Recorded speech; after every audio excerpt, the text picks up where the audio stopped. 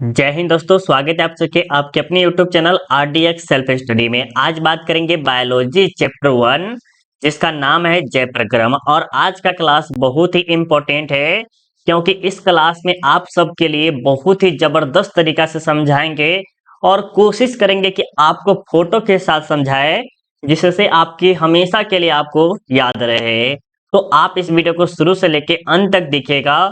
और अभी तक आपने अपने दोस्तों को शेयर नहीं किए तो एक बार जम के शेयर कर दीजिए ताकि यह क्लास और अच्छा हो जाए। तो चलिए हम यहाँ से स्टार्ट करते हैं। और आपको क्या करना है मेरे प्यारे बच्चों, शुरू से लेके अंत तक देखना है। और लास्ट में आपको ये पीडीएफ कैसे मिलेगा वो भी हम आपको वीडियो के अंत में बता देंगे कि आपको ये पीडीएफ फ्री में कैसे मिल जाएगा। तो चलिए हम यहाँ से स्टार्ट करते हैं। और आपके चैनल का जो नाम है RDX सेल्फ स्टडी है। और आज का जो क्लास है बायोलॉजी, जिसे हिंदी में जीव विज्ञान कहते हैं, और यह क्लास 10th के बच्चों के लिए है जिसमें आज आपको चैप्टर 1 पढ़ाने वाले हैं जिसका नाम क्या है, जय प्रक्रम, जिसे पोषण के नाम से जानते हैं, बहुत ही ज्यादा प्रचलित है।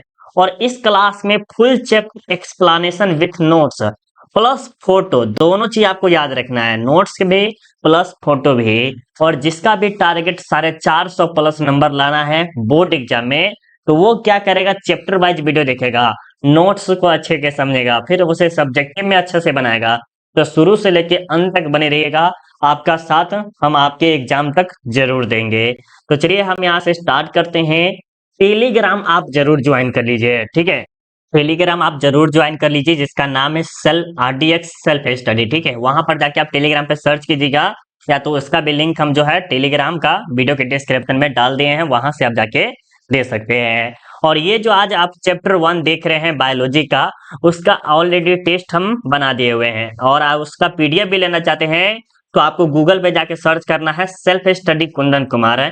ये हमारा मेन चैनल है जिसमें अभी तक समथिंग 62 के सब्सक्राइबर, मतलब 62,000 सब्सक्राइबर वहां पर हो गया है, ठीक है। तो जाके जरूर टेस्ट वगैरह दे दीजिए, जिसका लिंक हम आपको वीडियो के डिस्क्रिप्शन में डाल दिए हैं, वहां से भी आप दे सकते हैं, ठीक है। अगर आप चाहते हैं कि क्लास 10th का पेड ग्रुप ज्वाइन करना चाहते हैं जहां पर आपको ऑल सब्जेक्ट का मिल जाएगा, तो आप हमें इस नंबर पे या इस नंबर पे कॉल कर सकते हैं, ठीक है। तो यहाँ पर पेड ग्रुप वाले ही बच्चे कॉल करें, बाकी बच्चे कॉल ना करें, अच्छा रहेगा, ठीक है।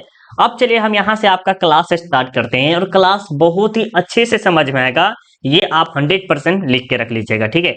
चलिए अब हम यहाँ से स्टार्ट करते हैं। सबसे पहले हम आपसे एक प्रश्न पूछते हैं, कोई टीचर या कोई बच्चा जो पढ़ रहा है, अगर आस पड़ोस में अगर आप रह रहे हैं और वहां पर कोई पूछ लिया कि बायोलॉजी पढ़ता है, बायोलॉजी का अर्थ बताओ, तो बायोलॉजी किसे कहते हैं, ये सब आपको कोई ना कोई बच्चा या कोई आदमी पूछ सकता है। तो आपको उत्तर देना है कि जीव विज्ञान किसे कहते हैं, सबसे पहले ये प्रश्न पूछ सकता है, ठीक है। तो आपको उत्तर देना है कि विज्ञान की वह शाखा जिसमें हम जीव और जंतुओं, या तो यहाँ पर एक पॉइंट और भी आप ऐड कर सकते हैं, विज्ञान की वह शाखा जिसमें हम जीवधारियों का अध्ययन करते हैं।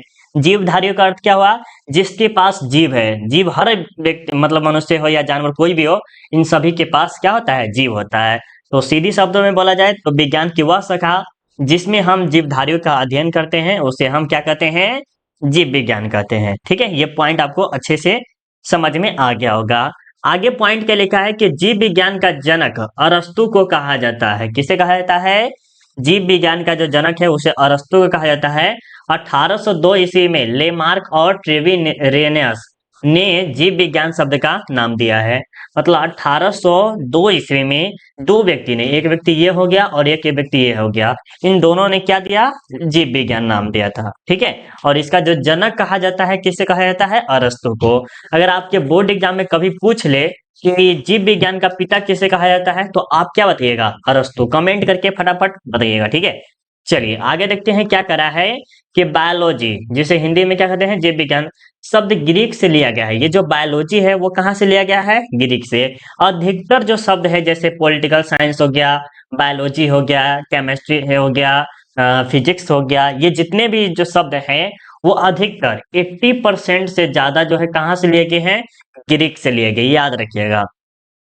बायोलॉजी दो शब्दों से मिलकर बना है, बायोस क्या है, बायोस जिसका अर्थ होता है जीवन, लोगस मतलब जिसका अर्थ होता है अध्ययन। इसका अर्थ हुआ बायोलॉजी, जो हम पढ़ते हैं किसके बारे में, जीवन के बारे में। जीवन का अध्ययन क्या कहलाता है, बायोलॉजी करते हैं, बायोलॉजी में पढ़ते हैं।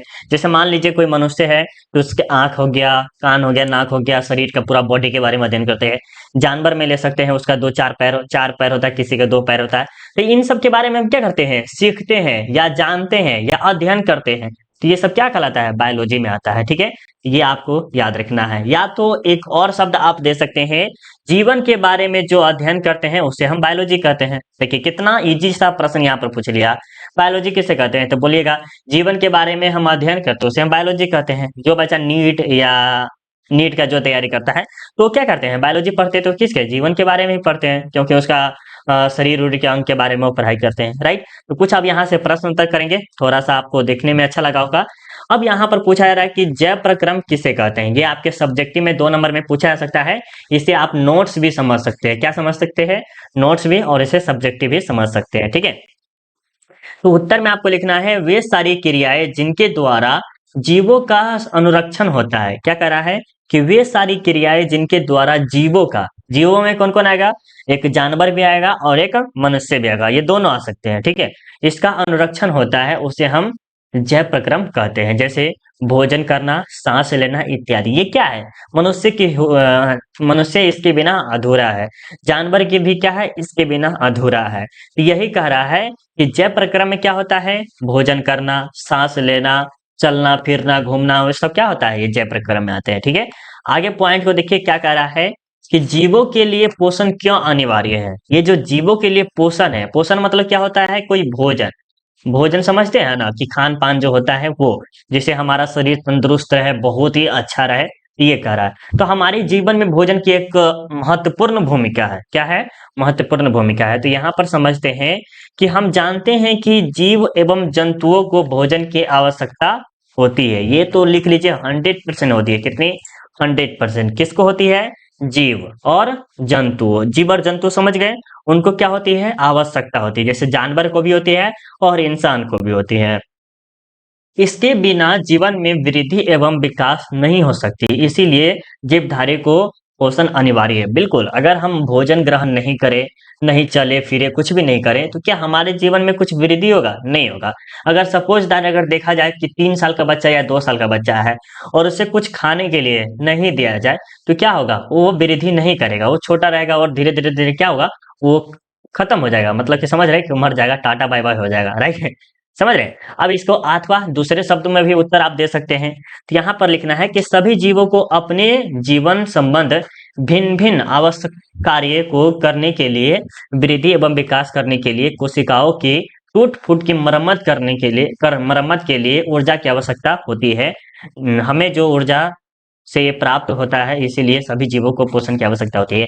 इसमें आपको समझ में नहीं आएगा, मान लीजिए नहीं समझ में है, यहाँ पर छोटे छोटे शब्दों में हम आपको समझाते हैं। जैसे ये भोजन है और ये मनुष्य है, और जब ये ग्रहण करते हैं, मनुष्य जब ये ग्रहण करते हैं तो क्या करते हैं, उसकी कोशिकाओं है, जैसे हाथ हो गया, पैर हो गया, मुंह हो गया, नाक हो गया, इस समय में क्या होती है, थोड़ा सा वृद्धि होता है। क्या होता है, वृद्धि होता है। और कोई जो हड्डी उड्डी टूट जाता है, नहीं कहते कि हाथ टूट गया उसका, तो कहता है कि खस्सी का गोर खिलाओ, फल्ला चला खिलाओ, ये सब खिलाओ। तो क्या होता है, इससे भी टूटी फूटी जो होती है, क्या होती है, मरम्मत हो जाती है। किसके द्वारा, भोजन के द्वारा ही। ठीक है, ये भी प्रश्न आपको अच्छे से समझ में आ गया होगा।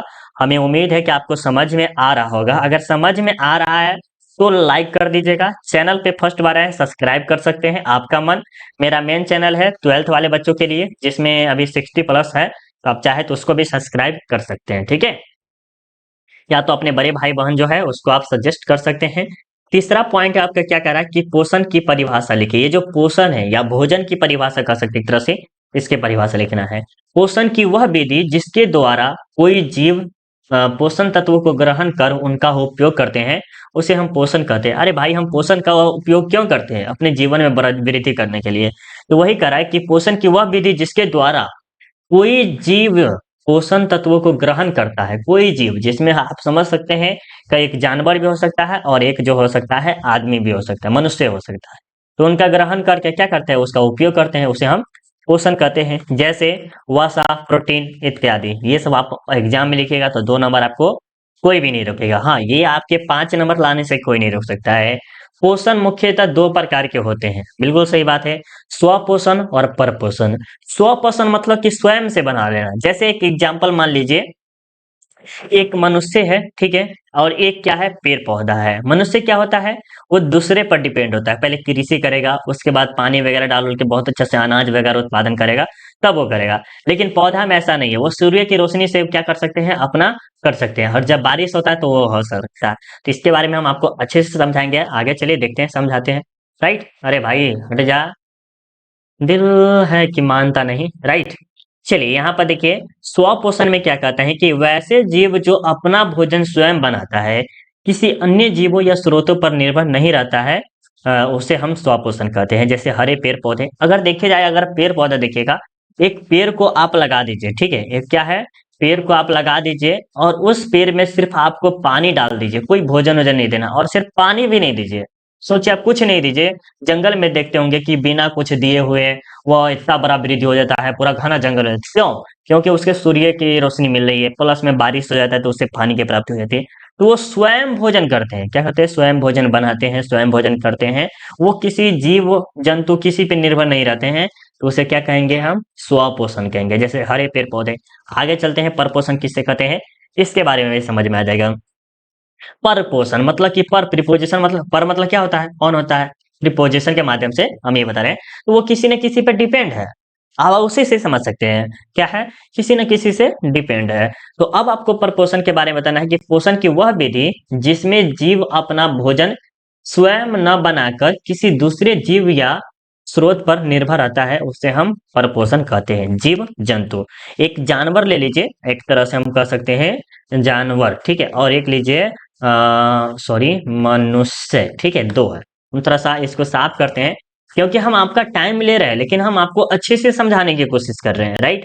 देखिए, एक हो गया आपका जानवर, ठीक है, जानवर में कौन ले लीजिए, शेर ले लीजिए। मनुष्य, मनुष्य में तो कोई भी आप ले सकते हैं, मनुष्य में आप कोई भी चीज ले सकते हैं, लड़का या लड़की दोनों में। शेर क्या होता है, वो किसी न किसी पे डिपेंड रहता है ना। ये भी क्या है, लड़का या लड़की, फीमेल या मेल, क्या रहता है, दूसरे पर डिपेंड रहता है। वो शेर जो है किसी को खाएगा तो भी वो रह सकता है, नहीं खाएगा तो वो मर जाएगा, राइट। लेकिन जीव पेड़ पौधा में ऐसा गुण नहीं है, उसको खाना मिले या ना मिले कोई टेंशन नहीं है। एक बार सीधे सूर्य की रोशनी तो हमेशा निश्चित है, आना है तो आना है, पानी बारिश होना ही होना है। तो ये अपने आप पे डिपेंड रहता है, और ये दूसरे पे डिपेंड रहता है। ये भी प्रश्न आपको अच्छे से समझ में आ गया होगा, ये भी आपके बोर्ड एग्जाम के लिए 100% इंपॉर्टेंट है। क्या करा है कि पर पोषण कितने प्रकार के होते हैं, पहले आपने स्वपोषण पढ़े हैं, और अब आपके पर पोषण पर है। स्वपोषण में कोई अति नहीं है, बट लेकिन पर पोषण में क्या है, इसमें कुछ टाइप है। तो पर पोषण के मुख्यतः तीन प्रकार होते हैं। कितने प्रकार होते हैं, तीन प्रकार होते हैं।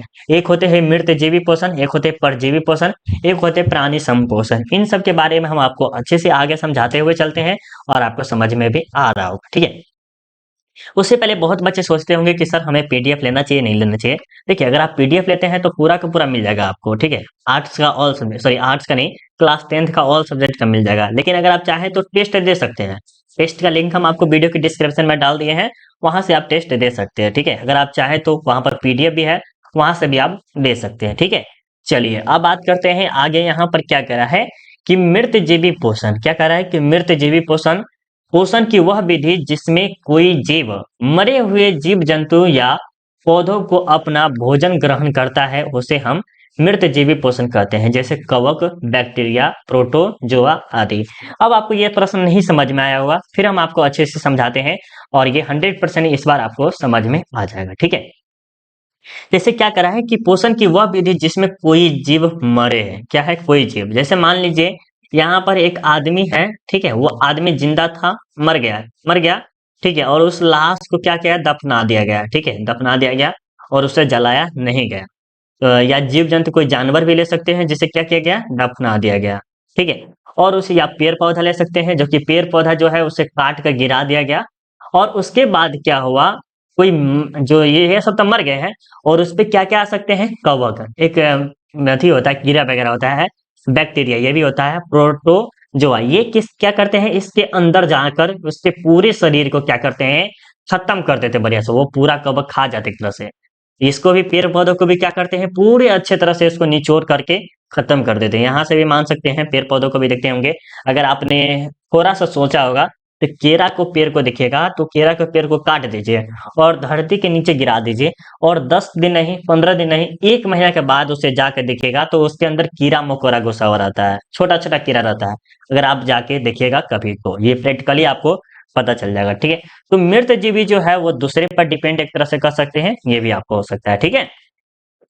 आगे देखिए क्या करा है कि परजीवी पोषण क्या है। परजीवी पोषण में देखिए क्या करा है कि पोषण की वह विधि जिसमें एक जीव दूसरे जीव के संपर्क में रहकर अस्थायी और अस्थायी रूप से अपना भोजन प्राप्त करता है, उसे हम परजीवी पोषण कहते हैं। जैसे खटमल, मच्छर, मलेरिया आदि। जैसे मान लीजिए यहाँ पर जो है जानवर, राइट यार, जानवर, और यहाँ पर ले सकते हैं मनुष्य, ठीक है। यहाँ पर दो है, ठीक है, थोड़ा सा बताते हैं। चलिए यहाँ पर तो आपको जानवर और मनुष्य के बारे में बता दिए। देखिए ये जानवर है और ये छोटा सा कोई जानवर ले सकते हैं, मनुष्य। मनुष्य के बारे में समझते हैं, ठीक है। खटमल, मच्छर, मलेरिया आदि। ये क्या करा है, यहाँ पर एक छोटा सा दिया हुआ है, इसी से आपको पकड़ना होगा। यहाँ पर क्या कह रहा है, देखिए यहाँ पर क्या करा है कि कोई है अस्थाई और अस्थाई। देखिएगा मनुष्य का अगर जब बिस्तर पे सोता है तो इसे क्या करता है, खटमल काटता है। क्या करता है, खटमल काटता है और उसका खून पी जाता है, कोई खटमल ही पीता है। तो ये क्या हुआ, अस्थाई भी है और अस्थाई भी है। मच्छर भी क्या है, वो कटा के दौर मारेगा, भे खुट कर काट गया, ये काटता है। मलेरिया भी सेम टू सेम उसी प्रकार है। तो ये क्या है, परजीवी है। पर मतलब क्या होता है, ऑन होता है। फिर पोजीशन के माध्यम से आप मतलब मत, पर मतलब एट भी होता है। ये नहीं समझेगा सर उल्टा सुल्टा है, ऐसा नहीं है, ठीक है। फिर पोजीशन अगर आप जब अच्छे से पढ़िएगा तो आपको समझ में आ जाएगा, ठीक है। तो ये आपको यहाँ पर आपको समझ में आ गया होगा। चलिए अब आगे बात करते हैं। वीडियो लंबा होगा लेकिन अच्छा से समझ में आ रहा होगा, ठीक है। प्राणी संपोषण, पोषण की वह विधि जिसमें कोई जीव अपना भोजन ठोस या तरल रूप में जंतुओं के भोजन ग्रहण करने की विधि द्वारा ग्रहण करता है, उसे प्राणी संपोषण कहते हैं। जैसे अमीबा, मेढक, मनुष्य इत्यादि। तो ये थोड़ा सा खास है, भी आप याद कर लीजिएगा, ठीक है। तरल मतलब ठोस और तरल, कोई अच्छा सा खाना वाना हो सकता है, ये आप समझ सकते हैं, ठीक है। अब देखिए पोषण में किन किन परिस्थितियों का होना आवश्यक है, इनके बारे में बताए, इनके बारे में बताए, इन यही हो सकता है। तो देखिए पोषण में भोजन जो हम करते हैं इसमें क्या क्या चीज की जरूरत है, तो स्व पोषण के लिए आवश्यक सामग्री निम्न है। स्व पोषण किसके लिए, स्व पोषण के लिए मतलब खुद से जब हम पोषण बनाते हैं तो उसमें क्या क्या चीज की आवश्यकता होती है, इसके बारे में आपको बताना है, ठीक है। तो इसके बारे में हम देखते हैं। सबसे पहले आपको आएगा सूर्य प्रकाश। क्या आएगा, सूर्य प्रकाश। दूसरे नंबर पे क्या आता है, जल आता है। इसमें जरूरी है किसके लिए, स्व पोषण के लिए। और तीसरे नंबर पे है कार्बन डाइऑक्साइड, ये याद रखिएगा। चौथा नंबर पे जो है हरित लवक या क्लोरोफिल। हरित लवक मतलब क्लोरोफिल क्या हुआ, हरा पत्ता। क्या होता है, हरा पत्ता, जो कि आप देखे हैं। स्वपोषी में उत्पादक के रूप में कार्बन डाइऑक्साइड, ऑक्सीजन और जल, ये 3-4 चीज की जरूरत होती है। याद रख सकते हैं क्या क्या, सूर्य प्रकाश, सूर्य प्रकाश, जल, कार्बन डाइऑक्साइड, हरित लवक या क्लोरोफिल, ठीक है। चलिए अब आगे चलते हैं, ये आपको पता चल गया होगा। अब देखिए यहाँ पर थोड़ा सा 6 नंबर इंपॉर्टेंट है कि प्रकाश संश्लेषण से आप क्या समझते हैं।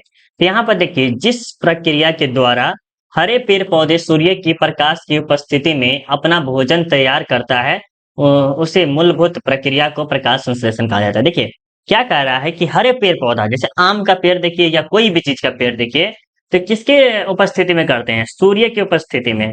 अगर सूर्य यहाँ पर न रहे तो वो पेड़ पौधा क्या होगा, खत्म हो जाएगा, वहां तक कि मनुष्य भी खत्म हो जाएगा, ठीक है। तो उसे हम क्या कहते हैं, प्रकाश संश्लेषण कहते हैं, ठीक है। इसका सूत्र है या सूर्य प्रकाश या क्लोरोफिल, जैसे हरा पत्ती की तरह दिखता है आपको, ठीक है। इसका है 6CO2 प्लस 12H2O हाइफन, यहाँ पर C6H12O6 plus 6O2 plus 6H2O, ये आप याद रखिएगा तभी आपको होने वाली है, ठीक है। अब चलिए आगे चलते हैं। यहाँ पर क्या कह रहा है 7 नंबर में कि पत्तियों को प्रकाश संश्लेषी अंग क्यों कहा जाता है। पत्तियों को प्रकाश संश्लेषी अंग क्यों कहा जाता है, तो इसके बारे में देखिए, ठीक है। प्रकाश संश्लेषण प्रक्रिया के लिए आवश्यक पदार्थ क्लोरोफिल पौधे के पत्तियों में ही पाया जाता है। किसके, पौधों के पत्तियों में ही पाया जाता है क्या, क्लोरोफिल, जो कि हरा कलर का रहता है। हरा हरा पेड़ नहीं देखे पत्ती होती, इस तरह का रहता है। और प्रकाश संश्लेषण शुरू से लेकर अंत तक पत्तियों में ही होता है। बिल्कुल सही बात है, वो पत्ती में ही रहता है। इसीलिए पति में नहीं, ये पति वाला काम मत समझिएगा, हस्बैंड वह नहीं, पतियों, ठीक है। इसीलिए पतियों को प्रकाश संश्लेषण अंग कहा जाता है, ठीक है। आगे देखिए यहाँ पर क्या करा है 9 नंबर में, अब आपको फोटो के साथ समझाने का समय आ गया है।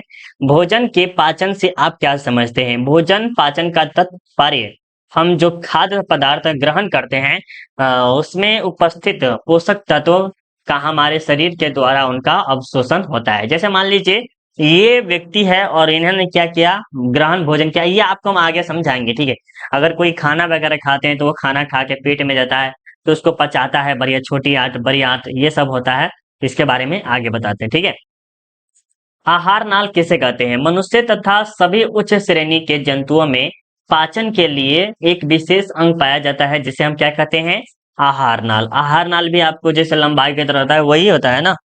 चलिए अब आगे चलते हैं। यहाँ पर क्या कह रहा है कि पाचन तंत्र का निर्माण कैसे होता है? तो आहार नाल इससे संबंध पाचन ग्रंथियां और पाचन क्रिया मिलकर पाचन तंत्र का निर्माण करते हैं, ठीक है। आगे देखिए यहाँ पर क्या करें, मनुष्य में आमाशय कितने भागों में बटा होता है उनका नाम लिखिए। एक है अग्रभाग और एक है पश्चिम भाग, एक है मध्य भाग। मध्य भाग का मतलब बीच वाला, और ये जो हो गया अग्रभाग का मतलब ऊपर वाला, पश्चिम मतलब नीचे वाला, राइट। अब यहाँ पर जो होता है कार्डियक और इसमें है पाइलोरिक। पाइलोरिक भाग हो गया, पुंडिक हो गया, ठीक है। इस प्रकार के आपका भाग होता है। अब यहाँ पर जो ये वाला है इंपॉर्टेंट टर्म्स और ऑब्जेक्टिव के लिए, ये ऑब्जेक्टिव के लिए आपके 100% इंपॉर्टेंट है, तो इंपॉर्टेंट है, ठीक है। मनुष्य के शरीर में पाई जाने वाली सबसे बड़ी ग्रंथि यकृत है। ये प्रश्न आपके कहीं भी जाइएगा तो ये पूछ सकता है, कभी भी पूछ सकता है कि मनुष्य के जो शरीर है उसका सबसे बड़ा ग्रंथि कौन है? यकृत है। कौन है? यकृत है। भार करीब 1.5 kg होता है, जो गहरा हरा रंग का होता है। किसका होता है? हरा रंग का, ठीक है। गहरा हरा रंग का होता है, यहाँ पर लेकिन लाल रंग का लिया गया है, कोई बात नहीं। इसे लीवर भी बोला जाता है, राइट, सही है, ठीक है। यहाँ पर यकृत को क्या लिवर बोला। देखिए यहाँ पर जो है आपका पित्ताशय ये हो गया, और या देखिए इसको समझना पड़ेगा। बाई पाली कंडक्ट पाली, ठीक है, ये दाई पाली हो गया। इंफीरियर वेना केवा, ये सब आपके जो है आपको अच्छे से समझना पड़ेगा, ठीक है। ये लीवर की तरह से समझ सकते हैं। यहाँ पर सबसे बड़ी इंपॉर्टेंट ये है आपके बोर्ड एग्जाम के लिए कि मनुष्य के शरीर में पाए जाने वाली सबसे बड़ी ग्रंथि कौन सी है? यकृत, जिसे क्या कह सकते हैं? लीवर भी कहते हैं। इसका वजन कितना होता है? तो 1.5 kg के करीब होता है, ठीक है, लगभग में ले सकते हैं। मनुष्य के आमाशय में प्रतिदिन 3 लीटर जटिल रस का स्राव होता है। मनुष्य के आमाशय की दीवार से जठर रस का स्राव होता है, ठीक है। अब यहाँ पर आपका एक बहुत ही जरूरी है, ये आपका मुख गुहा है। क्या है? मुख गुहा है। ये मुख हो गया, ये मुख गुहा अंदर वाला हो गया, और ये जो है मुंह हो गया, ठीक है। और यहाँ पर आपको कर्ण पूर्वक ग्रंथि हो गया नीचे, ये समझ सकते हैं। जैसे मान लीजिए यहाँ पर हम कुछ आपको दिखाते हैं बढ़िया से। जैसे कोई व्यक्ति भोजन किया और उसके क्या करेगा, धीरे धीरे धीरे धीरे नीचे आएगा, आएगा ना, आएगा। तो उसको क्या करेगा, धीरे धीरे यहाँ से भी यहाँ आएगा, ठीक है, यहाँ जाएगा। अब इसके बाद जो है यहाँ पर क्या होता है, एक छोटी आंत होता है। पहले बड़ी आंत में जाएगा, बड़ी आंत के बाद फिर छोटी आंत में भी जाता है, राइट। यहाँ देख रहे हैं, छोटी आंत बड़ी आंत में जाता है। ये आपका लीवर हो गया, आप याद रख सकते हैं। ये आपका क्या कर सकते हैं, ये आपका दिल हो गया, ठीक, समझ रहे हैं। चलिए, ये गुद्दा गुद्दा हो गया, मानव पाचन तंत्र का कुछ ऐसा सा है, इसे आप समझ सकते हैं, ठीक है। चलिए अब आगे चलते हैं। यहाँ पर क्या देखते हैं, आहार नाल में सबसे अधिक लंबाई छोटी आंत की होती है। किसकी होती है? ये देख रहे हैं ना, ये आपका छोटी आंत है। क्या है? यहाँ से यहाँ जो फैला हुआ दिख रही है, ये क्या है? छोटी आंत है, जो कि सबसे बड़ी होती है। छोटी आंत की लंबाई 6 मीटर, चौड़ाई 2.5 सेंटीमीटर होती है। ये याद रखना है, वेरी वेरी इंपॉर्टेंट लाइन सब है, ठीक है। और ये आपका जो है बड़ी आंत है। कौन सा आंत है? ये आपका बड़ी आंत है, ये भी आपको याद रखना है। और जो बीच में देख रहे हैं ये आपका छोटी आंत है, ठीक है, याद रखिएगा अच्छे से। अब देखिए, शाकाहारी जंतुओं में छोटी आंत की लंबाई अधिक होती है। शाकाहारी, समझ रहे हैं, शाकाहारी जो मीट मछली नहीं खाता हो उसमें क्या होती है? अधिक होती है। और मांसाहारी जो मांस वगैरह खाता है उस जंतुओं में छोटी आंत की लंबाई कम होती है। भाई मांस उस खाना बेकार, इसका मतलब ना, ठीक है, कोई बात नहीं, खाओ, लेकिन ऐसा नहीं कि छोड़ना मत। छोटी आंत तथा बड़ी आंत के जोर पर एक छोटी नली होती है, क्या होती है? छोटी नली होती है। छोटी आंत के 3 भाग होते हैं, ग्रहणी, जेजूनम, जेजूनम, इलियम, इलियम, ठीक है? इस प्रकार आप याद रखिएगा। भोजन का संपूर्ण पाचन छोटी आंत के इलियम में होता है। मतलब ये नहीं जस्ट बताए थे कि बड़ी आंत में, फिर उसके बाद छोटी आंत में आता है। तो पूरा का पूरा अगर भोजन अगर आपका पचने वाला है तो पच जाएगा, नहीं तो वो खराब हो जाएगा। जिससे आप समझ सकते हैं किस द्वारा खराब हो सकता है। ठीक है? चलिए, अब आगे देखिए, यहाँ पर मुख हो गया, ये हो गया, जीभ हो गया, आपका ऊपर वाला हो गया, ग्रसनी हो गया, यहाँ पर जो कंठ जो होता है थोड़ा सा वो यहाँ जो घेट के गया रहता है वो होता है। ग्रीष्का होता है जो कि नीचे की तरफ जो जाता है, ये वाला देख लीजिए। यकृत जो कि आप समझ सकते हैं लीवर बोलते हैं, वो हो गया। पित्ताश्य जो कि जो हरा कलर का होता है, अब ये हो गया, ठीक है। आमाशय, ये आपका जो है ये क्या है भाई, आपको कमेंट करके बताना है क्या है, चलिए फटाफट बताइएगा। बरियात, बरियात में जो आपको हम बताएं ये हो गया, आपका बरियात हो गया। देखिए बड़ा से बढ़िया से चित्र को देखिएगा, ये बरियात हो गया, ठीक है। यहाँ पर जो हो गया छोटी आंत, जो कि देख रहे हैं यहाँ पर छोटी आंत हो गया जो गोल घरा में है, राइट। यहाँ पर आप याद रखिएगा। अमीबा अपना भोजन फूड पादप की सहायता से ग्रहण करता है। कैसे करता है? अमीबा जो है अपना भोजन कैसे ग्रहण करता है? फुटपाथ की सहायता से करता है, ठीक है। क्लोरोफिल के कारण ही पत्तियों का रंग कैसा होता है? हरा होता है। क्लोरोफिल के कारण किसका रंग हरा होता है? तो पत्तियों का। मानव शरीर का सबसे मजबूत अंग क्या होता है? अंग दांतों का इनामेल होता है। क्या होता है? दांतों का इनामेल होता है सबसे। वायुमंडल में समान रूप से नाइट्रोजन 78% है, ठीक है।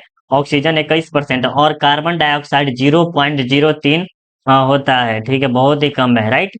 अब देखिए, मनुष्य का भोजन पाचन मुख्य गुहा से शुरू होकर छोटी आंत में संपूर्ण होती है। आहार नाल की लंबाई 8 से 10 सेंटीमीटर होती है। ये आपका इंपॉर्टेंट है, ठीक है। अब यहाँ पर आपका क्लास खत्म हो गया, थोड़ा सा इसके बारे में देख लीजिए। ये आपको अच्छे से समझ में आ गया होगा। इस चित्र को हो सके तो 4-5 बार पढ़िए, अच्छे से पढ़िएगा तो और अच्छा रहेगा, ठीक है। देखिए, पीडीएफ के लिए अगर आप चाहें तो ग्रुप ज्वाइन कर सकते हैं। अगर पेड ग्रुप ज्वाइन कीजिएगा तो आप हमें इस नंबर पे कॉल कर सकते हैं या इस नंबर पे। उसके बाद क्या है, आपको ग्रुप में ऐड कर दिया जाएगा, वहां पर आपको पीडीएफ मिल जाएगा। अगर आपके भाई बहन क्लास 12th में है तो उसे जरूर सजेस्ट कीजिएगा। सेल्फ स्टडी, ठीक है, याद रखिएगा सेल्फ स्टडी। कुंदन कुमार, अगर आप कोई भाई बहन जो है 12th में पढ़ता है, मतलब कि 12 क्लास में, आप कई में है? 10वां क्लास में है, ठीक है। तो 10वां क्लास के लिए कौन सा चैनल है? RDX सेल्फ स्टडी, ठीक है। अब मिलते हैं आपके सब्जेक्टिव में, अभी के लिए बाय बाय, जय हिंद, जय भारत।